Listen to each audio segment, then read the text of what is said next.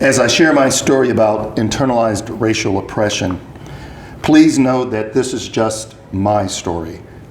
Internalized oppression is experienced in many ways in the life stories of Black people. It can have a devastating impact on personal and family relationships, on African American social and political organizations, and on even historical Black colleges and universities and the Black church, the bedrocks of African American survival, achievement, and leadership. As stated in your guides, internalized racism occurs when victims of oppression begin to internalize or take into themselves their psyches and self-identification, the opinions of the oppressor, as if they were true. I want to highlight one bullet point of how internalized racial oppression manifests itself. It is through the overconsciousness of skin tones and hair texture, resulting in the placing of a higher value on lighter skin and straight hair. This particular manifestation speaks directly to one form of internalized racism called colorism. Colorism is prejudice against individuals with a dark skin tone, usually among people of the same racial or ethnic group. Let me share with you a phrase many African Americans use that reflects colorism. It goes like this: if you're white, you're all right. If you're brown, stick around. If you're Black, stay back. Fortunately, this expression is losing its usage and popularity. Okay, my story. When I was in high school, I had a girlfriend. I had my driver's license so I could drive to her house and visit. On one occasion, we went to the annual end of the year school picnic at a popular amusement park. One memory was holding hands as we walked between rides. We finished the evening riding on the merry-go-round. I'm not sure where we were, but she finally got comfortable enough to say she was surprised that I had asked her out. And I asked her why. She responded, she thought that she was too dark-skinned for a light-skinned boy like me to be interested in. My grandmother, on my mother's side, is biracial. Her white father and Black mother were not married. She was a teenager when my grandmother was born. The man had no intentions of marrying my grandmother's mother. In fact, the story is he forced himself on her.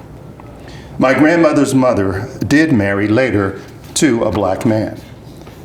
However, he could not bring himself to accept my grandmother. Under the circumstances of the pregnancy, it seems it was because my grandmother was biracial.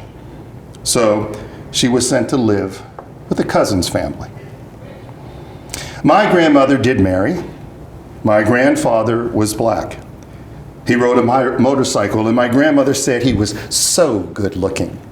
They had 12 children, and they were all of different skin tones and hair textures. My mother took after my grandmother. She was fair and had long, straight hair. My father was a native Pittsburgher. He was slim, athletic, nice-looking, and brown-skinned. I share this because this explains why I am so light-skinned.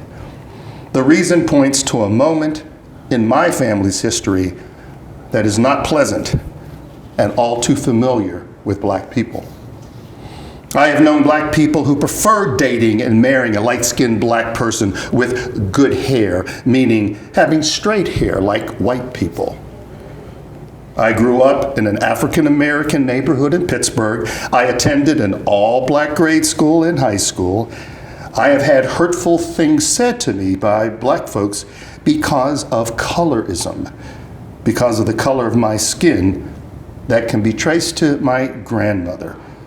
the woman who was the product of an act of sexual violence and spurned for no fault of her own, a woman who was haunted even into her 90s, who often confessed, "My mother gave me away." This magnificent woman who gave life to 12 children was a faithful member of the Church of God and was the proudest of my relatives when I entered into the ministry. Preparing for this story has been cathartic. It has been a cleansing exercise. I hope it helps to see how insidious racism can be, and like other sin, can cause ripples of not just hatred, but self-hatred, hurt, and misunderstanding, being no respecter of time. Again, my brothers and sisters, we are all on a journey together, deepening our faith and giving God glory for being made in God's image as we seek to identify and destroy the many layers of the sin of racism that hurts and divides us, and find ways to make God's love known to all people.